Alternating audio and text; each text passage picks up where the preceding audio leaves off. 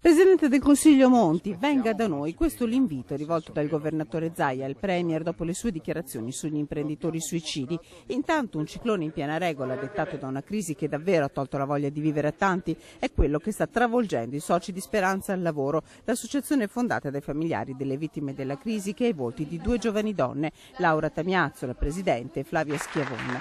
100 le mail inviate in 3 giorni all'indirizzo speranzaallavoro@gmail.com, ma non smettono di suonare anche i telefoni della Filca Cisle, della Di Consum e i cellulari dei soci.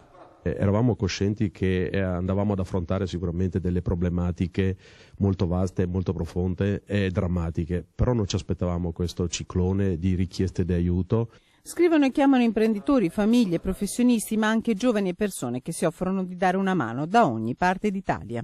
Ovviamente tantissime dal Veneto, ma ne arrivano dalla Puglia, ne sono arrivate dal Lazio, da Roma, ne sono arrivate da Genova, da tutta Italia arrivano richieste di aiuto. La operatività già c'è, già questa sera io incontrerò 2 persone che sono state vittime di situazioni come quelle che hanno dato luogo all'associazione.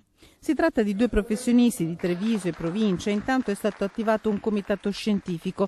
L'associazione vuole innanzitutto diventare parte della grande rete di solidarietà silenziosa che lavora da mesi e chiederà di incontrare al più presto la giunta regionale.